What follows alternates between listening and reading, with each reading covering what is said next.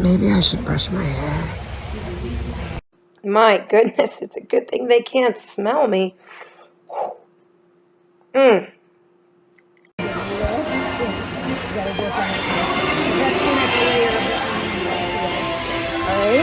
Okay. Today I have a very special video. This video is by request by Sophia. Sophia, this video is for you. It is a sit forward cannonball. You asked for it. Here it is.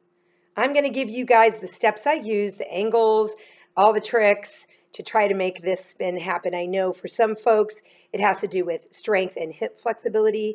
I'll give you some exercises for that as well. So let's do this. All right, so to establish a good sit spin, in my opinion, I use a Gus Lucy sit spin. I believe that skaters should look like a triangle when they're doing a sit spin. I don't teach a shoot the duck sit spin, if that makes sense. Let me show you what I mean. So I like a sit spin to look like a triangle because I think all spins have a geometric shape. So, for example, here is a scratch spin, like the side view, right? So if you connect all the dots, it makes a rectangle. The center of that spin is the center of the rectangle. As the center of the spin, I say it's a big teddy bear that you're hugging, and then as it gets closer to your body, the faster the spin, right? So when it closes up and the arms come in and the foot comes in, then the spin goes faster, okay? So the shape for a sit spin that I like to teach is I like to teach a gathering position first. So I call that position 1. So your right arm, if you're a counterclockwise skater, and right leg come together first when you hook the spin. I then want to see the arms and leg come down in a triangle position together. So like this. And I want the arms, the hands, to touch the free leg between the knee and the shin. This is a very different feeling for a lot of skaters. There's an arch in the back. This pressure here makes the spin really fast. For skaters that have never done this before, it does feel like your head's going to pop off the first time you do it because there's so much force. So I feel like you're trying to gather the force and then pull down. So I tell the skaters when we're looking at the wall that their arms are not allowed to go in front. They have to come down this way, like there's a wall in front of them. And then that way, the force that they collect is closer to their body, which makes it faster.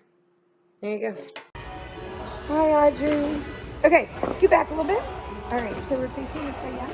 So you're here, and then make sure you have an arch in your back, hands down and squat.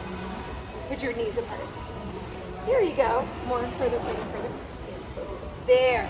Okay, turn sideways. Good. So arms out. Good, stand up. Good. And squat. There. Good. For that triangle. Good. Again. Okay, pretend like there's a wall here and squat. Excellent. Okay, now go do that out in the real world. Yeah? Very good. And touch. That's the right idea.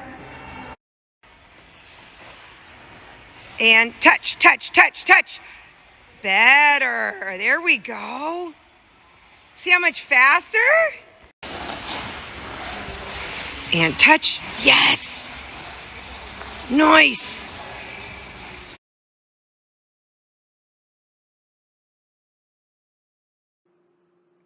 So the reason why I needed to go all into this is because I teach the forward cannonball or the sit forward, whatever you want to call it, Fradiani.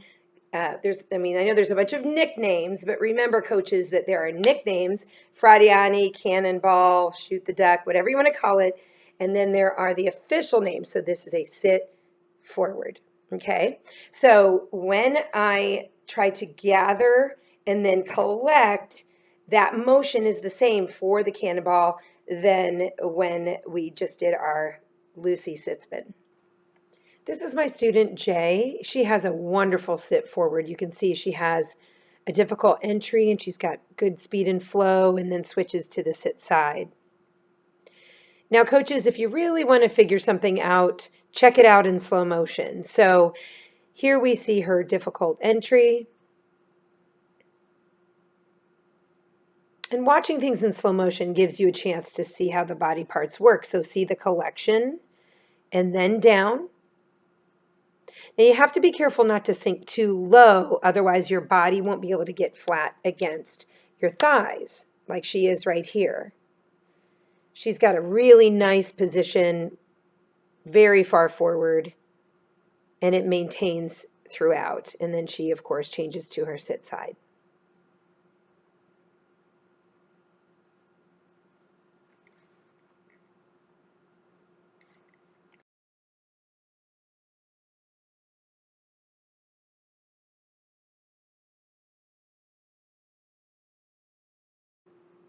I know this seems very rudimentary, but if you can't do a squat, this spin is going to be tough for you.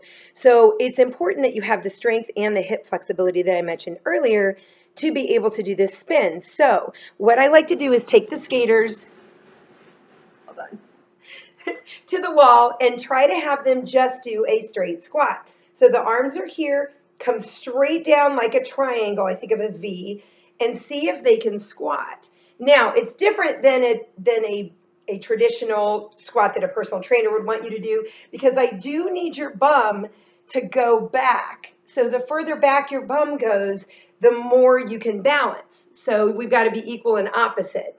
So you've got to allow your body to come forward and your hands press in order to make this work. So this is my skater, Ruth, aka Rufus. She exaggerated her position 1 for me so you could see how she collects. Now we did it in slow motion so you can see the angles really well. So watch her right arm and right leg. Right there, they're together. And then collect to go down. Now you have to be careful not to collect too high and then try to go down. You want to start to catch your foot as you descend and get as close to the final position as possible before you actually catch your leg.